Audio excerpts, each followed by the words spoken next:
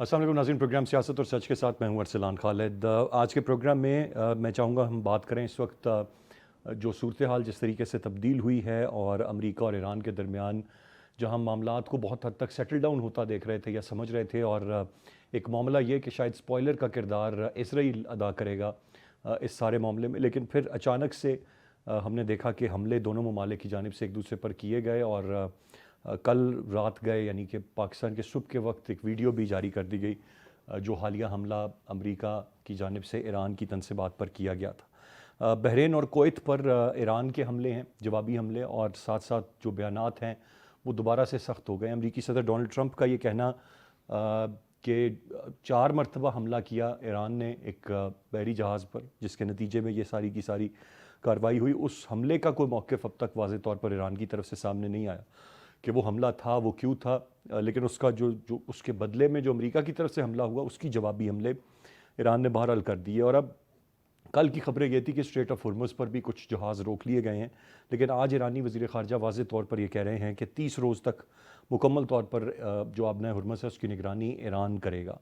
दूसरी जानिब तशद्दुद का जवाब तशद्दुद और उसी तरह से देने की बात अमेरिका की जानिब से भी आ रही है, और अब वार्न किया गया है अमेरिकी सदर की जानिब से ईरान को कि मज़ीद अगर कोई कार्रवाई हुई तो फिर सख्त कार्रवाई अमेरिका ईरान पर करेगा। मैं चाहूँगा कि इस बदलती हुई सूरत हाल पर हम तफसील से बात करें, और इसके साथ साथ एक मामला जो इस वक्त पाकिस्तान में बहुत ज़ेर बहस है, वो आलमी मंडी में तेल की कीमतें कम होने के बावजूद इस हफ्ते जुम्मे के रोज़ जो एक्सपेक्टेड था कि शायद ऑयल प्राइसेस कम होंगी, उनका ना होना, और उसके बाद से जो वज़ीर पेट्रोलियम है हमारे, वो मुख्तलिफ़ सफाइयाँ हमें देते हुए नज़र आ रहे हैं। और अब उनका ये भी कहना है कि कोई वादा खिलाफ़ी उन्होंने नहीं की, हुकूमत ने नहीं किया, आलमी मंडी में तेल की कीमत कम होगी तो रिलीफ़ देंगे, और साथ साथ वो ईरान से सस्ता तेल और गैस ख़रीदने की भी अब बात कर रहे हैं। लेकिन अवाम यकीनन मज़ीद रिलीफ़ इस सारे मामले में चाहती है। मैं चाहूँगा इस मामले पर भी हम बात करें। हमें प्रोग्राम में ज्वाइन कर रहे हैं ब्रिगेडियर रिटायर्ड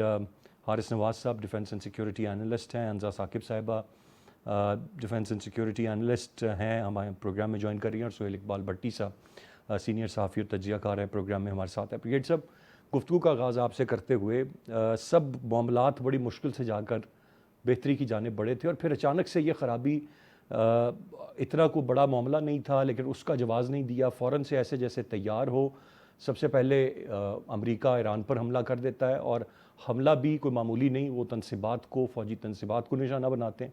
रात गए उनकी वीडियो भी जारी कर दी जाती है, और फिर ऐसे जैसे ईरान भी बार बार ये कहता है कि वो भी पूरे तरीके से तैयार हैं, तो वो रिस्पॉन्ड बैक करते हैं, और वो भी भरपूर हमला बहरीन और कुवैत में अमरीकी अड्डों पर करते हैं। गो कि अमेरिका ये क्लेम कर रहा है कि कोई जानी नुकसान उसका इसमें नहीं हुआ, लेकिन भरपूर जवाब ईरान की तरफ से भी दिया गया। तो ये बहुत ही फ्रजाइल सी सिचुएशन है। इसमें किसी तीसरे स्पॉइलर की ज़रूरत रहेगी, या ये खुद ही इस तरह के मामलात दोनों ममालिक के दरमियान आने वाले वक्त में भी हम देखेंगे? अरसलान, बात यह है कि देखें, पाकिस्तान ने और कतर ने बहुत मेहनत करके, बल्कि I would say mainly Pakistan ने जितनी आला सफारतकारी, फिर military diplomacy, field marshal Asim Munir ने पर्सनल एफर्ट से, प्रेसिडेंट ट्रंप से, उनके वाइस प्रेसिडेंट से, ईरानी लीडरशिप से कम्युनिकेशन एस्टैब्लिश रखा। डिफ़िकल्ट मोमेंट्स भी आए, स्टेलमेंट्स भी हुई, यही लगा कि शायद जंग बंदी ख़त्म हो जाए। Even then it did not lose heart. तो फिर उनसे बात की, या फिर खुद ईरान गए, जाके सारी चीज़ें फाइनलाइज की। फिर अल्हम्दुलिल्लाह ultimately accord, Islamabad accord sign हो गया। और उसके बाद फिर यहाँ तक डिसाइड हो गया कि नेक्स्ट इस वीक के एंड से टेक्निकल टीम भी बैठ जाएंगी। और उसके बाद जब साइन हुआ तो ये भी बात हुई कि ईरान के ऊपर टेम्परेरी सैंक्शन भी ख़त्म हो रही है, ऑयल गैस बेचने की भी इजाज़त दी जा रही है। और देखें, एक तो है कि आधी जब बंदी होती है ना, उसमें सीज फायर वायलेशन होती रहती है, लेकिन हम्म। आप वो डिपेंड करता है कि किस किस्म की होती है और कौन करता है। Iran is in a better position, bargaining position में उसका अपर हैंड है। अगर आप 14 पॉइंट देखें तो ज़्यादा बेनिफिशियरी ईरान है। अमेरिकन प्रेसिडेंट को ये करना पड़ा बिकॉज पूरी दुनिया का प्रेशर था, सवाई इसराइल के। पूरी दुनिया चाहती थी कि ये कहीं ना कहीं मुआहदा हो जाए, और ये इकोनॉमिक क्राइसिस जो एक बहुत बड़ी कैटास्ट्रॉफिक इफेक्ट में जा रहा है, एनर्जी जा रही है, फूड सिक्योरिटी जा रही है, इसको ये जंग बंदी हो और हालात ठीक हो। और आपने देखा कि जो ही हुआ तो पेट्रोल की 70, 72, 73, 74 पे प्राइस आ गई है 100 से। जी ये फर्क पड़ा। लेकिन बात है कि ईरान को ये सोचना चाहिए कि क्या ईरान को एक सिंगापुर के जहाज के ऊपर मिसाइल फायर करने, ड्रोन फायर करने से इतने नहीं करने देते। अगर कोई तहफ़्फ़ुज़ है, कोई प्रॉब्लम है, आप मीडिएशन में पाकिस्तान है, तुर्की, ये कतर है, या आप अमेरिका को डायरेक्ट, अगर टाइम कम है, you can direct have communication with them, you can tell them and then see what is the reply and accordingly deal. बजाय इसके कि आप एकदम 4 ड्रोन मार दें, तो आप उनको भी दावत दे रहे हैं, because he is on a weaker wicket, he is not happy with the deal. उसकी मजबूरी है, ये मजबूरी पूरी दुनिया ने की है, बिकॉज़ उसने लड़ाई में क्या हासिल किया मुझे बताइए आप? ना उन्होंने ईरान की कैपेबिलिटी ख़त्म कर से न्यूक्लियर कैपेबिलिटी ख़त्म कर सके, ना मिसाइल कैपेबिलिटी ख़त्म की, ना ड्रोन्स ख़त्म कर सके, ना रिजीम चेंज कर सके। जी फिर वो जंगबंदी पर आ गए। उन्होंने एक कहा जी कि फाइनली हम ईरान की डीन्यूक्लियराइज करेंगे, और उसके लिए भी उसको बड़ा प्रेशर है। उसके ऊपर आपने देखा कितना ज़्यादा प्रेशर चलता रहा, सब कुछ होता रहा। सो आपको चाहिए कि आप पीसफुल एनवायरनमेंट्स रखें, बेस्ट साजगार माहौल रखें। देश नो अमेरिका तो करेगा, वो मसल फ्लेक्सिंग भी करेगा, वो आपको प्रेशर टैक्टिक्स भी इस्तेमाल करेगा, वो पोस्टरिंग भी करेगा, वो अपनी पब्लिक को खुश करने के लिए कहेगा हमारा बड़ा अपर हैंड है, हमने देखे नहीं ईरान को दबाया हुआ है। उसको कहने दें, इसलिए कि ये चलता रहेगा जब तक परमानेंट सीज फायर नहीं हो जाती। ये चीज़ें चलती रहें, टेक्निकल टीमें भी काम करेंगी, एज लॉन्ग एज दो चीज़ें सेटिस्फेक्शन होनी चाहिए। मुज़ाकरात हो रहे हैं, जंगबंदी हुई है, एवरीथिंग इज ओके, माइनर चीज वायलेशन डजंट मैटर। राइट लेकिन आप मौका बिल्कुल नहीं सही दें, सर, आप मौका नहीं दें। बिल्कुल सही। मैं भट्टी साहब की जानिब आऊँगा। भट्टी साहब, your take on the matter, किस तरह से आप देख रहे हैं? इज़ इट जस्ट के इस वक्त ये जो मिसाइल दागे गए हैं जिस जहाज़ पर, ये स्ट्रेट ऑफ हुर्मुज़ पर अपना मुकम्मल कंट्रोल, अथॉरिटी, और यही मैसेज ईरान अब देना चाहता है दुनिया को कि जी ये बिल्कुल अब हमारे कंट्रोल में रहेगा? और फिर इसी तरह का जो बयान मैंने जिक्र किया ईरानी वज़ीर ख़ारजा का आया, वो भी इसी तरफ इशारा कर, ये जो हमला था ये भी आप समझते हैं उसी सिलसिले की एक कड़ी है, टू टेल द वर्ल्ड कि जी we on the Strait of Hormuz? जी बहुत शुक्रिया अरसलान साहब। देखिए, पाकिस्तान की दिन रात की मेहनत और उन काविशों के नतीजे में अमेरिका और ईरान के मबैन पहले न सिर्फ सीज फायर हुआ, बल्कि फिर बाद में इस्लामाबाद अकॉर्ड के नाम से एमओयू पर दस्तखत हुए, और उसके बाद बातचीत अब एक फाइनल स्टेज में दाखिल है, जहाँ एक हतमी माहदे को शक्ल दिए जाना बाकी है।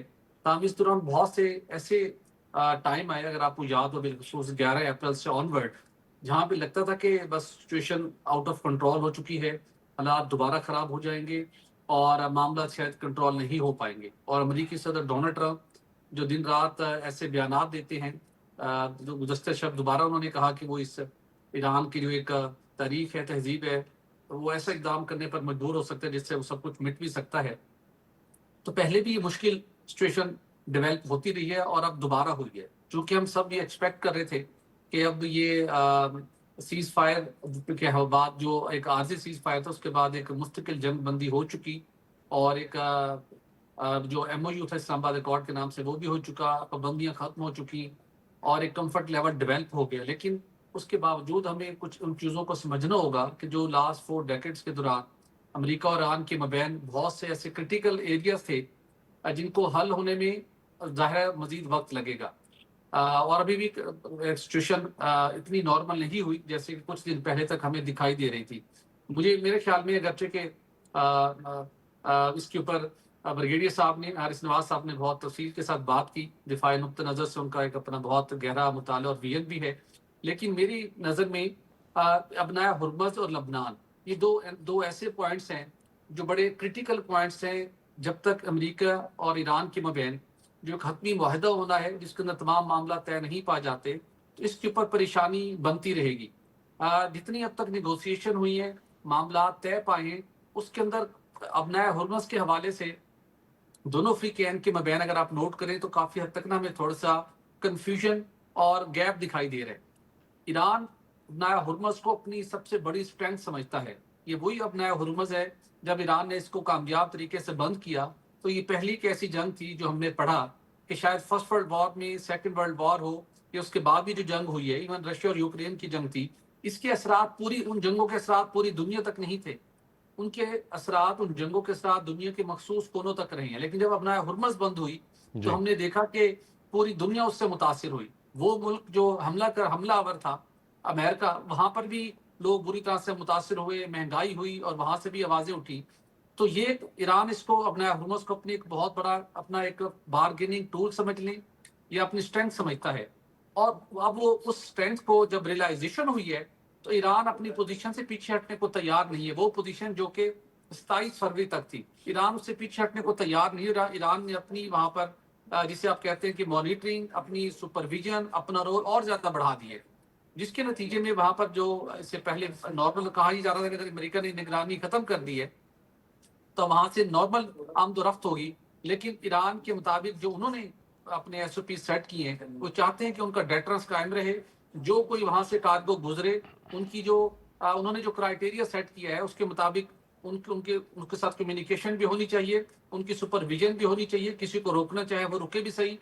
तो ये स्टिल वहां पर एक कंफ्यूजन क्रिएट कर रही है, जो कि अभी आने वाले दिनों में भी मुझे लगता है कि ये मामला फर्दर ट्रिगर करेगा, राइट सर, क्योंकि बिल्कुल सही भट्टी साहब। अमेरिका जी आपका ईरान इससे भी पीछे हटने को तैयार नहीं है। अंजा साहिबा, आपकी क्या राय है? मज़ीद एस्केलेशन आने वाले दिनों में आप देख रही हैं? क्योंकि जिस तरह से जवाब दिया है ईरान ने वो भरपूर अंदाज में है, अमेरिका ने भी भरपूर हमले की।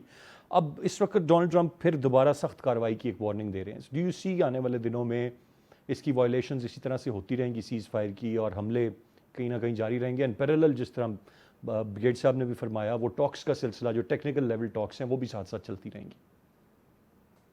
देखें, जो भी सिक्योरिटी और डिफेंस हैं आईआर अंडरस्टैंड करते हैं, वो ये जानते हैं कि peace is always a messy process. ज़रा सा आपकी नाजरीन के तवज्जो दिलाना चाहूँगी, थोड़ा सा इसको रिव्यू कर लेते हैं कि कब कब क्या क्या एस्केलेशन हुई पिछले 72 घंटों में। 25 जून को ईरानियन ड्रोन ने स्ट्राइक किया एवर लवली को, सिंगापुर फ्लैग जो कार्गो शिप थी ओमान के कोस्टल रूट पे। और 26 और 27 जून के बीच में पनामा फ्लैग टैंकर जो था कीकू के नाम से, वो भी हिट हुआ। सेंटकॉम ने रिस्पॉन्ड किया, US fighter jets multiple locations पे हुए, 10 target according to CENTCOM zone count hit हुए। उसके बाद 28 जून को ओवरनाइट आईआरजीसी ने एक जॉइंट मिसाइल और ड्रोन ऑपरेशन लॉन्च किया अराउंड जिस तरह आपने पॉइंट आउट किया रात की 2 से 3 बजे के बीच में। और ये अली अल सालेम बेस जो कुवैत और यूएस फिफ्थ फ्लीट बेस जो है पोर्ट सलमान बहरीन के करीब, ये इसको एक डिसाइसिव रिस्पॉन्स का नाम दिया गया। अभी तक कोई कैजुअलिटीज या मेजर डैमेज नहीं कंफर्म हुआ। लेकिन अब इसमें 3 पहलू जो मैं आपको दिखाना चाहूंगी। देखिए, ट्रंप का जो रेटरिक है ना, वो बहुत जल्दी एस्केलेट हुआ है। उसने जो ये वार्निंग दी है कि there may come a point when we are no longer able to be reasonable, और मिलिटरीली इसको हम अपनी जो आधी अधूरी टास्क है उसको कंप्लीट करेंगे। ये एक बहुत बड़ी चेंज हुई है। फिर ईरान की फ्रेमिंग जो है रीजनल सिक्योरिटी आर्किटेक्चर की तरफ चली गई है, बायलैटरल ग्रीवियंस की तरफ नहीं रिमेन कर रही।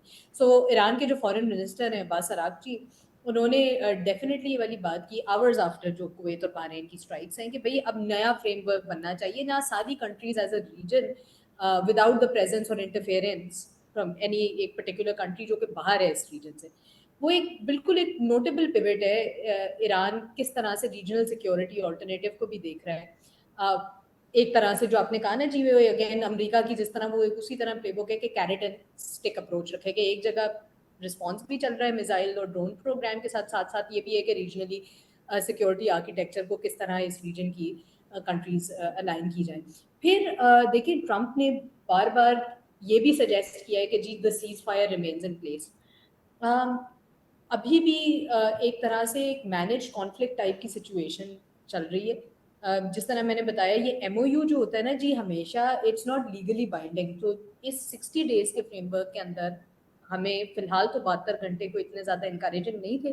फिर भी मुझे लगता है कि कहीं ना कहीं जो मेजर स्पॉयलर्स है ना जो आ सकते हैं, इजराइल लेबनान की जो जहाँ तक बात है, ये एक मेजर फ्रेमवर्क डील होगी जो कि एक सेपरेट डील के तहत में अब दोबारा से हमने देखा कि कहीं ना कहीं जो स्विट्जरलैंड और ईरान का ट्रैक चल रहा था, वहाँ पे एक सेपरेटली एक डील यूएस इजराइल लेबनान की कि ट्राइलैटरल फ्रेमवर्क के अंदर कुछ शायद साइन करने की बातें, 5th राउंड हो मीडिएशन का, ये बातें। लेकिन यहाँ से दोनों तरफ से एक मिसाइल डाउट होता है, तो फिर अगेन हम देख रहे हैं कि एक मेजर स्पॉइलर बन सकता है।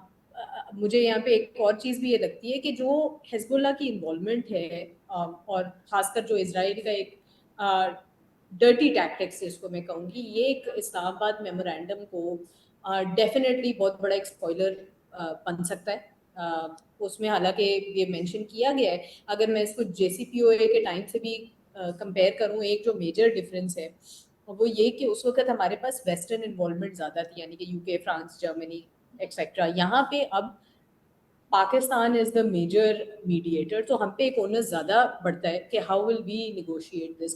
फिर कुछ एक और जो पहलू है इंपॉर्टेंट वो नोट करने वाला ये कि जो डोमेस्टिक इजरायली पॉलिटिक्स है ना इस वक्त, उसका क्या रुझान है। सो जो ऑपोजिशन लीडर है वहाँ पे फिलहाल, यार गुलान जो है, उन्होंने तो डेफिनेटली इस पूरे के पूरे फ्रेमवर्क को रिजेक्ट किया है कि भाई उनकी तरफ से जो खुद जेरूसलम पोस्ट के अंदर ये स्टेटमेंट्स आई हैं कि जी कोई भी टेररिस्ट ऑर्गेनाइजेशन अपने आप को डिसआर्म नहीं करती। तो ये फ्रेमिंग बड़ी डिफरेंट है और ये मुझे लगता है कि एक मेजर स्पॉइलर बन सकता है। उसके साथ साथ आप ये देखिए कि जो स्विट्जरलैंड का जो ट्रैक अभी चल रहा है और इस्लामाबाद MOU के हवाले से, अगेन जी। इसमें कहीं ना कहीं लीगली बाइंडिंग फैक्टर आना चाहिए, या वो किसी इंटरनेशनल इंस्टीट्यूशन के तहत हो, कहीं UNSC की इन्वॉल्वमेंट हो जो पाबंद करे सारे ममालिक को। अभी जो है ना जी, विद ऑल ड्यू रिस्पेक्ट, जो पीस का प्रोसेस जो इनिशिएट हुआ है वो अभी सिर्फ ट्रांजैक्शनल है, एक ट्रांसफॉर्मेशनल अप्रोच नहीं है। मतलब अमेरिका की तरफ से अगर आप अब नए अर्मस खोलेंगे तो हम असासे अनफ्रीज करेंगे एक्सेट्रा एक्सेट्रा, और दोनों तरफ से इसी किस्म की बात हो रही है। लेकिन आई थिंक कि जो लेटेस्ट डेवलपिंग सिचुएशन है उसके अंदर अगेन एक चीज़ तो जाहिर हो जाती है कि हमें एक रीजनल रिकैलिब्रेशन की ज़रूरत है। अब हॉर्मस की अगर बात करें, ये अभी तक देखें सीज फायर कहीं ना कहीं सरवाइव कर रहा है, कोलैप्स टोटली नहीं हुआ। इसमें I will be a little more pragmatic. लबनान का जहाँ तक ट्रैक है ऑलरेडी स्ट्रक्चरली रिजेक्ट हो चुका है हिजबुल्लाह की तरफ से। इसराइल अपने आप को वैसे ही अनबाउंड का करार देता है, कहते हैं मैं तो पार्टी ही नहीं था इस US और ईरान की साइनिंग में, तो वो उनको किस तरह से पाबंद किया जाए। फिर जो पाकिस्तान का डिप्लोमेटिक कैपिटल है ना, अब उसके अंदर हमारे लिए एक रियल टेस्ट ऑफ नर्व्स और रियल टेस्ट ऑफ डिप्लोमेसी कि हमने स्टेज 1 तो क्रॉस कर लिया है, लेकिन कितने हद तक हम इसको फर्दर सस्टेन कर सकेंगे, पाकिस्तान कितनी हद तक डिप्लोमेटिकली असेंडेंट रह सकेगा, ये मीडिएशन के हवाले से अब राइट, ये कैसे हम तमाम तर चीज़ें अंजर साहिबा जो वक्त जिनका तयन करेगा और ये देखने की हैं। ब्रिगेड साहब, इस वक्त बहुत से लोगों का ये मानना है जब ये MOU हुआ भी और ये टेक्निकल टॉक्स के, अब जिस तरह आपने खुद अपनी गुफ्तगू में भी कहा कि इस वक्त डोनाल्ड ट्रंप को इसकी ज़रूरत थी क्योंकि वो मुश्किल में हैं, पॉपुलैरिटी उनकी लूज़ हो रही है, इल्ज़ामात उन पर तरह तरह के लग रहे हैं, मिड टर्म की तरफ उन्होंने जाना है। So it's just a pause in the war जो कि इस वक्त तलाश किया गया है अमेरिका की तरफ से, और शायद ये मामला दोबारा से उसी तरह से रिज्यूम हों। डू यू थिंक कि इसकी कोई गुंजाइश आने वाले वक्त में आपको फिर बनती नज़र आएगी या नहीं? जिस सिमत में ये मामलात गए हैं उनसे नहीं लगता कि ये कोई आर्जी तौर पर एक इस पॉज है या कोई रुकावट है? वाकई ही अमेरिका अब इस सबसे निकलना चाहता है क्योंकि जो तखमीना लगाया गया नुकसान का वो अरबों डॉलर का है और हर रोज़ अरबों डॉलर खर्च हो रहे थे इस जंग पे। अब मज़ीद अमेरिका अफोर्ड कर सकता है ये तमाम तर चीज़ें? देखिए अरसलान, बात यह है कि अमेरिकन पब्लिक, कांग्रेस और सेनेट का जो सवाल वो यही है कि what America has gained, did America achieve its objectives? The answer is no.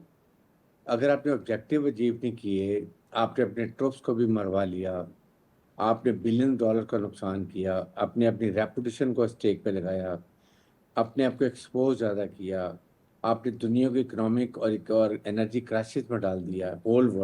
The whole world is against इस वॉर। नेटो ने आपका साथ नहीं दिया, यूरोपियन यूनियन ने आपका साथ नहीं दिया, गल्फ स्टेट पर टोटली बिट्रेड की, जी हमें बिट्रे किया है। आपने सब कुछ उनका इतना $1 ट्रिलियन खर्च करा के एक सिक्योरिटी का एक आपने सेटअप बनाया और फिर आप इसराइल को बचाने के लिए चले गए, इसको छोड़ दिया ईरान के रहम करम पर। वो क्राइसिस देने फिर सारा ऑयल और गैस ईरान और ये सारा मिडिल ईस्ट से निकलता है, सारा ब्लॉक हो गया 3 महीने के लिए। उनको इकोनॉमिक क्राइसिस में भी डाल दिए, ईरान को डिफिकल्ट सिचुएशन में डाला। चाइना को आपने वेनेजुएला का ऑयल बंद किया और यहाँ से 80% ले था वो भी स्टॉप हो गया। तो बहुत क्राइसिस हुए हैं दुनिया के अंदर, हर मुल्क के अंदर। अभी नो हमें भी बहुत पिंच हुआ और आवाम बड़ी परेशान थी। इन इन्वायरमेंट को देखते हुए बात यह है कि can we afford another war? The answer is no. The whole world says no means very difficult for Trump to again go. फिर अभी कांग्रेस ने उनसे ये अथॉरिटी ले के अपने पास रख ली है that Congress will allow if in case ये स्क्रिमिश तो चल रही है सेंटकॉम की, ब्रैड कूपर की भी जनरल की चलती रहेंगी, लेकिन अगर वॉर की बात आती है they have to go to Congress and get their approval before they go for this. तो यहाँ भी उन्होंने इस पर कतरन लग गई, इससे पॉपुलरिटी डाउन हुई। अमेरिकन प्रेसिडेंट की 29-30% पे पॉपुलरिटी रह गई, जो बहुत ज़्यादा होती थी।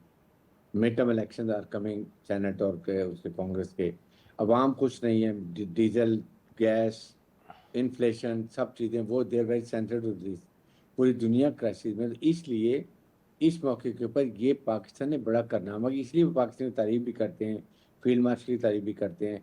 Now the only thing in Iran is कि आपने थर्ड जो टेक्निकल टीम है वो सिर्फ इसराइल और लेबनान की वॉर को और सीज फायर को अफेक्टिव करने के लिए क्या पॉसिबिलिटीज़ हैं, उसके लिए थर्ड टेक्निक है। एक न्यूक्लियर के लिए, एक इकोनॉमिक सैंक्शन के लिए, थर्ड इसके। आप देखें कि कितना इंपॉर्टेंट इशू है इसराइल का और लेबनान का।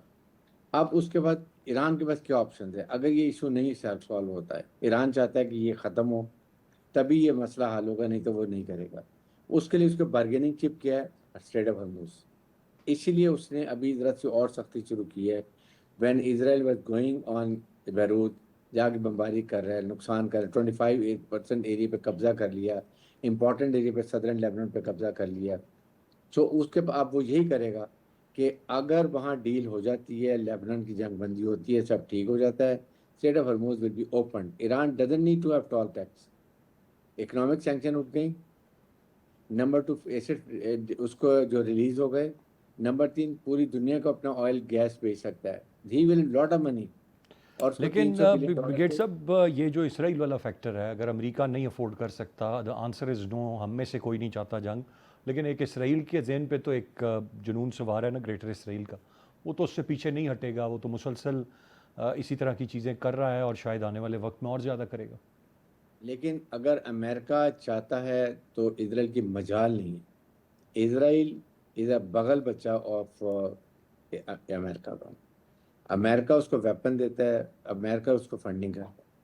अगर अमेरिका चाहे कि इस खिते में अमन हो जाए और उसके बाद जहाँ पीस हो, और उसका जो अभी अमेरिका ने जो इतनी अपनी रेपुटेशन ख़राब की है वो रीगेन करने के लिए, he will not like a war in this area. अभी वो ये जो है ना उसका ग्रेटर इजराइल ख्वाब, ये आप 4-5-6 साल के लिए बैक बर्नर में चला गया, इसलिए कि अब ईरान और खलीजी ममालिक, जो फील्ड मार्शल ने बहुत बड़ा कारनामा किया, ईरान को भी समझाया और खलीजी ममालिक को समझाया कि please don't go for sectarian clash.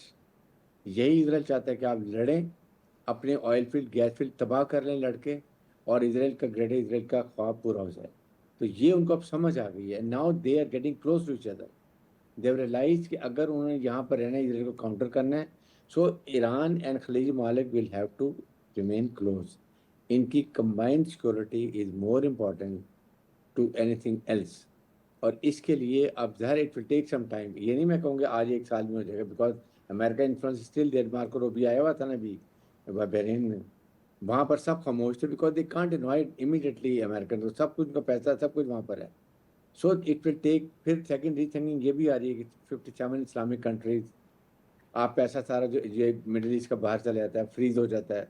Y not invest in these countries जिनके पास सोर्सेज भी हैं, मिलिट्री पावर भी है, मिलिट्री हार्डवेयर भी बना रहे हैं, तुर्किया भी है, पाकिस्तान भी है, चाइना इज इन सपोर्ट। तो आहिस्ता आहिस्ता पावर डायनेमिक्स भी चेंज होगी। इट्स नॉट कि ये अभी वो पुराना सिस्टम चेंज हो जाएगा। ईरान अमेरिका ये खलीजी मालिक ने सब रियलाइज कर लिया, ईरान का हवा ख़त्म। ईरान का हवा करके तो $3.3 ट्रिलियन का वेपन अमेरिका ने बेचा इनको। आप दे रियलाइज कि नहीं अब ईरान से we have to be together. अभी आपके सामने मुज़ाकरात हुए हैं, ईरान का डेलीगेशन बार बार जा रहा था सऊदी अरब और कतर, कतर के डेलीगेशन बार बार आए थे Iran. So they have gone close to each other. ये रियलाइजेशन ये फील्ड मार्शल को क्रेडिट देना चाहिए। तो मेरे ख्याल में अभी काफ़ी चीज़ें चेंज होगी और अभी ईरान राइट।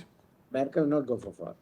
भट्टी साहब, जो मामला इस वक्त पाकिस्तान में, एक तो बड़ा रिलीफ दिया गया था गुज़िश्ता हफ्ते आवाम को, इस हफ्ते मज़ीद आवाम तवक्को कर रही थी कि कुछ पेट्रोलियम प्राइसेस में रिलीफ, लेकिन वो दिया नहीं गया। उसके बाद से हमारे वज़ीर पेट्रोलियम जो हैं, हुकूमत जो है, वो मुसलसल तनकीद की ज़द में है। वो मुख्तलिफ सफाइयाँ दे रहे हैं। उनका ये कहना कि आलमी मंडी में तेल की कीमत कम होगी तो रिलीफ देंगे, जैसे शायद लोग अवेयर नहीं है आलमी मंडी की कीमतों की कमी में। फिर कभी वो कहते हैं ख़ाम तेल की कीमत कम हुई है, उसका असर नहीं पड़ता। तो ख़ाम तेल की कीमत बढ़ने का असर तब क्यों पड़ता था कि अवाम के लिए पेट्रोल महंगा कर दिया जाता था? How do you see this? ये क्या है मामला और क्या रिलीफ देने में इतना मसला है, या लेवी ज़्यादा, या डायरेक्ट टैक्सेस जिनको जो टारगेट एक साल सा का था गुज़िश्ता उसमें क्वार्टर में, वो बहुत जल्दी हासिल कर लिया गया? मामलात क्या हैं, किस तरफ ये जाना चाह रहे हैं? जी इरफान साहब, ये मामला बड़ा टेक्निकल है, लेकिन थोड़ा सिंपल भी है इसको, लेकिन समझने की ज़रूरत है। अवाम और हुकूमत दोनों एक रॉन्ग डायरेक्शन में ना फंसे हुए हैं। जो असल मामला है उसके ऊपर अभी तक किसी ने बात नहीं की। तो मैं आपको समझा देता हूँ, ये कोई इतना कम्प्लेक्स मामला नहीं है। ज़ाहिर है अवाम डेस्परेट थी, पुरुम्मीद थी कि हमें आलमी मार्केट में कीमतें कम हुई हैं, तो अब हमें वो कीमतें मिलेंगी। लेकिन हर चीज़ का ना एक तरीक़ेकार होता है। मतलब हमें जो रियलिस्टिकली उन चीज़ों को समझने की ज़रूरत है। पहली बात ये कि पाकिस्तान में या दुनिया भर के अंदर पेट्रोलियम प्राइसेस की कीमतें खाम तेल के साथ लिंक नहीं होती, वो फिनिश प्रोडक्ट के साथ लिंक होती है, नंबर 1। नंबर 2, पाकिस्तान में $20 अरब का ये पेट्रोलियम मसनूआत का सेक्टर है। ऐसा नहीं हो सकता कि वहाँ पर कोई तरीक़ेकार ना हो, कोई फार्मूला ना हो, कोई ना क्राइटेरिया ना हो। वो क्राइटेरिया भी मौजूद है। उस क्राइटेरिया के मुताबिक, उस प्राइसिंग फार्मूले के मुताबिक, जो कि कोई भी उसको ऑडिट कर सकता है। अब इंप्रेशन ये है कि शायद कंपनियों के दबाव में हुकूमत ने नहीं किया। ऐसा नहीं है। हुकूमत भी किसी एक पॉइंट के अंदर, जहां भी जो पॉइंट रेज होना चाहिए, वो पॉइंट रेज नहीं हो रहा। प्राइसिंग फार्मूले के मुताबिक आपकी जो प्राइसिंग है 2 रोज कब जो फ्राइडे को गवर्नमेंट ने चेंज की, उसमें हाई स्पीड डीजल में ₹6.25 की कमी थी और पेट्रोल में कुछ पैसे की कमी थी। हुकूमत ने उसको लेवी बढ़ाकर दोनों को नो चेंज कर दिया। अब जो अवाम तवक्को कर रही है, अवाम तवक्को कर रही है लेकिन कि भट्टी उनको साहब, आप रिलीफ तो मिलना कुछ चाहिए। ज़्यादा इजाफे की खबर शायद दे रहे थे, अगर मैं गलत नहीं हूँ तो। मैं उसी तरफ आ रहा हूँ। 4 मरतबा प्राइसिंग का फार्मूला चेंज हुआ है, 4 मरतबा प्राइसिंग फार्मूला चेंज हुआ है ना, जिसके ऊपर कंफ्यूजन थी। इस दफा फिर कुछ इंडिकेटर्स को चेंज किया गया। गवर्नमेंट ये चाहती थी कि कोई क्वेश्चन क्रिएट हो, लेकिन वो क्वेश्चन को बड़ा क्रिएट नहीं हो रहा था। जहां हुकूमत आवाम को रिलीफ दे सकती थी, जिसको मैंने भी हाईलाइट किया और जो हम सबका ऑब्जेक्टिव भी था, वो मामला है, एक ही पॉइंट है, तो वो है पेट्रोलियम लेवी।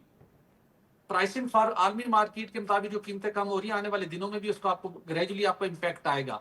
एफओबी की प्राइसेस कम हुई थी, प्रीमियम बढ़ गया था। अब हुकूमत जहां पे रिलीफ दे सकती है, आज भी देना चाहे तो दे सकती है, वो है पेट्रोलियम लेवी। जो हुकूमत रवा माली साल का जो हदफ था वो 1468 अरब था, जो कि हुकूमत इस वक्त तक, आज की डेट तक 1510 अरब से ज्यादा कलेक्ट कर चुकी है, हदफ से ज्यादा कलेक्ट कर चुकी है। तो अब हुकूमत पेट्रोल और हाई स्पीड डीजल पर अपनी लेवी को कम कर ले, मतलब हदफ तो आपने हासिल कर लिया। आइंदा माली साल का हदफ अगरचे के 1700 अरब है, वो आप नया माली साल शुरू होगा, आप उस वक्त शुरू होगा।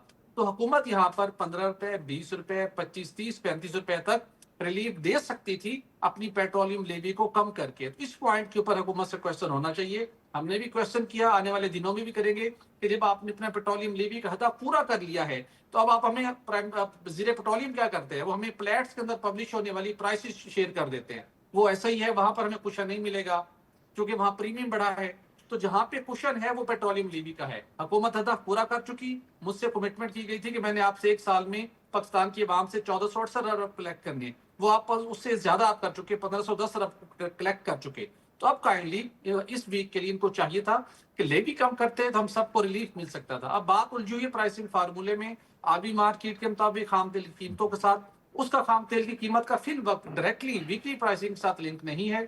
फिनिश प्रोडक्ट का मामला है जो कि ग्रेजुअली नीचे आ रही है। लेकिन हमें जो क्वेश्चन करना चाहिए गवर्नमेंट से, और गवर्नमेंट का जो फर्ज बनता है, अपनी कमिटमेंट को ऑनर करे। लोगों ने इसके अपने बोझ को उठाया। अब जब वक्त आया तो हुकूमत पेट्रोलियम लेवी को कम करे। जी, हुकूमत पेट्रोलियम लेवी को कम करे, जी बिल्कुल, ये बात आपकी वजह है। ब्रिगेड साहब, अभी हमें कहा जा रहा है कि ईरान से तेल और गैस, इस पर को गौर फिक्र हो रहा है, और इस हवाले से अगर कोई चीज़ बन जाती है, कल तो खैर अब बहुत सारी ख़बरें हैं, मुझे नहीं पता, कुछ साहब दावा भी कर रहे थे कि ईरान ने 20 रुपये फ़ी लीटर पेट्रोल देने की बात की है।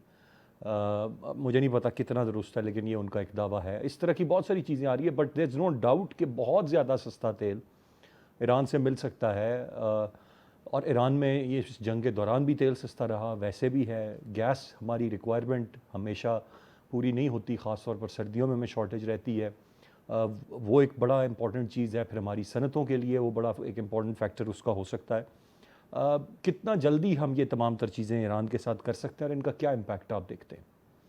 अरसलान देखें, ये एक बहुत ही इम्पोर्टेंट इशू है कि गैस पाइपलाइन बिछी हुई है, बलूचिस्तान को ला के रखी है। उन्होंने 1800 बिलियन का डैमेज डाला है पाकिस्तान, जो कि वो देर थे कि हम उसको माफ़ कर देंगे, आप स्टार्ट करें। इवन शुरू में तो वो कह रहे थे हम आपको 500 से 750 मिलियन डॉलर आपको और लोन भी दे रहे हैं कि आप ये कंप्लीट कर लें जहाँ तक लेके जानी है। इससे आप सोच लें कि कितनी आपको रिलीफ मिलेगी इंडस्ट्री को, डोमेस्टिक कंजम्पशन को, और वर्ल्ड मार्केट में एक्सपोर्ट करते हुए कितना फ़ायदा होगा। बड़ी ये एक सेल्फ एक्सप्लेनेटरी चीज़ है। ऑयल आपको जो है, ऑयल आप सोच क्यों रहे हैं? आपने आज से 1-1.5 महीना पहले जब ये मुज़ाकरात चल रहे थे 2 महीने पहले, आपने उस वक़्त क्यों नहीं सोचा? This is what I said, अवाम हुकूमत क्यों बनाती? अवाम की फलाह बहबूद के लिए, उनकी एजुकेशन के लिए, हेल्थ के लिए, फॉरवर्ड प्लानिंग के लिए, उनके फ्यूचर प्लान के लिए। आपने आज से 4 महीने पहले क्यों नहीं प्लान किया कि ये होने वाला है? आप अपनी तैयारी तो कर लें, पेपर वर्क तो कर लें। सऊदी से तो बात करें, हम आपसे ऑयल लेते हैं, हम आप वो सऊदी को बताएं कि देखें हम इकोनॉमिक क्राइसिस में हैं, हम आपसे डेफर्ड पेमेंट भी लेते हैं, हमारी ये इश्यूज है, उनसे अंडरस्टैंडिंग कर लें कि द डे सैंक्शन होती है हम ईरान से ऑयल लेंगे, हमें ये फ़ायदा होगा और हम आपके डेट सारे उतार देंगे, हम बचत जो करेंगे वो आपको दे देंगे। 14-15 बिलियन डॉलर आप बचा सकते हैं अगर लोकल करेंसी में भी लें और सस्ता ऑयल लें। इमेजिन करें आपकी इंडस्ट्री कॉस्ट ऑफ कंडक्ट, ये कॉस्ट इफेक्टिव, कॉस्ट जो आपकी प्रोडक्शन, एक्सपोर्ट में क्या फ़ायदा होगा, दुनिया में फ़ायदा होगा। बट हमारे अवाम, ये मिनिस्टर्स की, गवर्नमेंट की प्रायोरिटी बिल्कुल different. It is criminal act कि अगर आज कह रहे हैं कि हम सोच रहे हैं, वाई यूर थिंकिंग? आपने 10 बिलियन डॉलर का उनसे MOU साइन किया हुआ कि हमने आपसे बिजनेस करना है 10 बिलियन डॉलर का। अभी तो चाबहार बंद हो गया, आपको सारा शिप जो कंटेनर टर्मिनल पूरे का पूरा कराची और गवादर आने का वो तैयारी कर रहे हैं, कह रहे हैं हम आपको देंगे।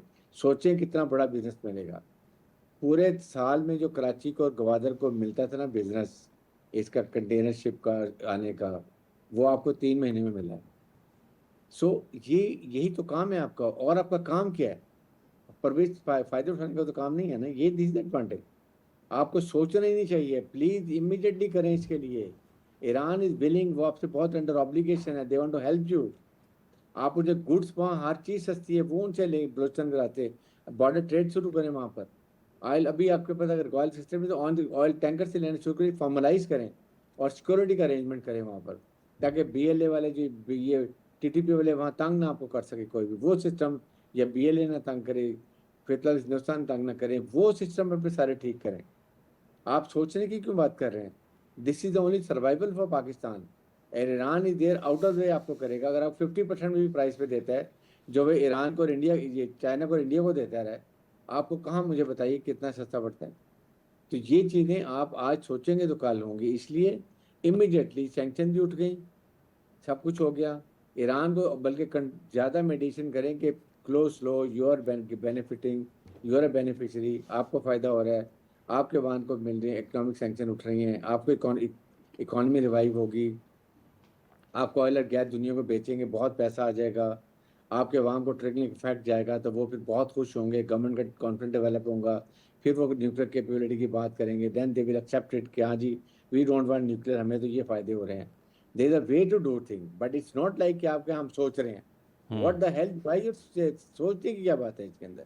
This is the only life line for you to इसको फॉलो, इसको कैच करें। इस पे ज़ाहिर है जितना जल्दी हो सके एक्शन कर लेना चाहिए rather than just thinking about it. Bhatti साहब, योर टेक ऑन दिस कि ईरान से हम क्या ट्रेड किस तरह से बढ़ा के, हमारी दो बड़ी इसेंशियल रिक्वायरमेंट्स हैं, इन्हीं के सताए हुए हैं अवाम, और इनमें अगर हम बड़ा रिलीफ और ये सस्ते दामों, अपने हमसाया मुल्क है, पड़ोसी मुल्क है, पहले तो पाबंदियाँ रही हैं, अगर हम ये इसको फॉर्मलाइज कर लेते हैं, थिंग्स विल चेंज बहुत हद तक पाकिस्तान के लिए और पाकिस्तानी अवाम के लिए। जी इस्लाम साहब, देखिए हमारी इकॉनमी जो कि इम्पोर्ट लेड इकॉनमी है, और हम जो GDP का हदफ हम मुकर्रर करते हैं, हम सस्टेनेबल ग्रोथ की एफर्ट करते हैं, उस सारे फैक्टर्स के अंदर हमारी तमाम काबशों में जो सबसे इम्पॉर्टेंट और की रोल प्ले कर सकती है वो आपकी सस्ती तवानाई है। दुनिया के किसी मुल्क की आप देख लें जिन्होंने सस्टेनेबल डेवलपमेंट का गोल अचीव किया है, वहां पर सस्ती तरीन तवानाई ने सबसे इम्पोर्टेंट रोल प्ले किया है। आप चाइना के एग्जाम्पल देख लें, अगर वहां पर इंडस्ट्री ने ग्रो किया है, वहाँ पर अगर म्यारी मसनूआत बनी है, सस्ती चीज़ें बनी हैं, पूरी दुनिया में पहुँची हैं, तो वहाँ पर बिजली और गैस के निर्ख हैं। तो ये एक बेंचमार्क है। अब पाकिस्तान ने अगर इस बेंचमार्क को हासिल करना है, तो अब पाकिस्तान के पास ईरान से इस सहूलत का इस्तेफादा किए बगैर और कोई सस्टेनेबल ऑप्शन नहीं है। अदरवाइज हमारे ज़र मुबादला के ज़खायर पर दबाव बढ़ता है, एनर्जी हमारी ज़रूरत है। हालात ख़राब थे, अब नए बंद थे, हमने $17-18 के ऊपर भी LNG हमने इंपोर्ट की, जो कि हमारी ज़रूरत है। अब वो ज़र मुबादला के ज़खायर पर दबाव बढ़ता है, महंगाई बढ़ती है, और जो खुशहाली की और तरक्की की काविशें होती हैं, वो इसकी नज़र हो जाती है। तो पाकिस्तान के पास एक गोल्डन अपॉर्चुनिटी है कि एनर्जी के हवाले से आल्दो के ईरान की मार्केट में पाकिस्तान के लिए और बहुत से मौके हैं, और बहुत सी जगहों से हम इस्तेफादा कर सकते हैं। इसी तरह पाकिस्तान की मार्केट में ईरानी बिजनेसमैन के लिए बहुत से मौके हैं, लेकिन जो इमीडिएटली जिस चीज़ पे काम करने की ज़रूरत है और जिसकी तरफ इशारा किया है आज वजीर पेट्रोलियम अली परवेज मलिक साहब ने भी, कि हम ईरान से सस्ता तेल और गैस खरीदने के लिए कोशिश कर रहे हैं। तो ईरान से हमें वो क्रूड ऑयल हो, अगरचे कि हमारी रिफाइनरी से अपग्रेड होना है, लेकिन अगर हमें हाईली डिस्काउंटेड रेट पर मिल जाता है तो हम डेफिनेटली इसको प्रोसेस कर सकते हैं। इसके साथ फिनिश प्रोडक्ट पेट्रोल हो, डीजल हो, LPG इस वक्त ब्लैक मार्केटिंग हो रही है, 500-550 रुपए फी किलो मार्केट में चल रही है। उसकी जो सरकारी कीमत है वो 305 रुपए है। तो LPG का बैंकिंग चैनल के जरिए से उसको ओपन करें, ट्रांजेक्शन हो, हवाला हुंडी का खात्मा हो, मैक्सिमम LPG लेके आए। उसके साथ ईरान पाकिस्तान गैस पाइपलाइन जो सालों से एक ख्वाब बन चुका है, उसके टैरिफ पर नजरसानी की जरूरत है, क्योंकि जो टैरिफ है वो LNG से भी ज्यादा महंगा है, उसको हमें रिविजिट करने की जरूरत है। फ्रांस की कोर्ट से उस केस को वापस लेकर हम इस चीज को एक्सपीडाइट करें, तो ज्यादा वो लंबा प्रोजेक्ट नहीं है, 1.5-2 साल के अंदर हम उस गैस को कनेक्ट कर सकते हैं। तो एनर्जी के अंदर फास्ट ट्रैक पर दोनों मुल्कों के मबैन कॉपरेशन होनी चाहिए। देखिए, ईरान की प्रोडक्ट के अंदर अट्रैक्शन थी, तो चाइना ने पाबंदियों के बावजूद ईरानी मार्केट से वो ह्यूज क्वांटिटी के अंदर क्रूड ऑयल परचेज करता रहा है। इंडिया ईरान से क्रूड ऑयल परचेज करता रहा, तो पाकिस्तान को भी अब मेरे ख्याल में ईरान की तरफ से वो थोड़ा सा प्रेफरेंशियल ट्रीटमेंट मिलना चाहिए, डिस्काउंटेड रेट पर प्रोडक्ट्स मिलें, तो हमारी मौशियत को, हमारी तरक्की के अहदाफ को हासिल करने के अंदर ये शोबा जो तवानाई का है बहुत इंपॉर्टेंट रोल प्ले कर सकता है। जी बिल्कुल जी, ये तवानाई का शोबा बहुत इंपॉर्टेंट रोल प्ले कर सकता है, there is no doubt about it. और जिस तरह से ब्रिगेड साहब ने कहा कि why are we thinking, it's time to take action. हमें फ़ौरन से पहले ये चीज़ें सोचने के बजाय अब कर लेनी चाहिए, और यही इस वक्त में हमारे लिए सबसे बड़ा वे फॉरवर्ड है। दोनों रिस्पेक्टेबल गेस्ट का बहुत शुक्रिया अदा करना चाहूँगा। नाज़रीन, आज के प्रोग्राम से इतना ही। अरसान खालिद को इजाज़त दीजिए, अल्लाह ने के बाद।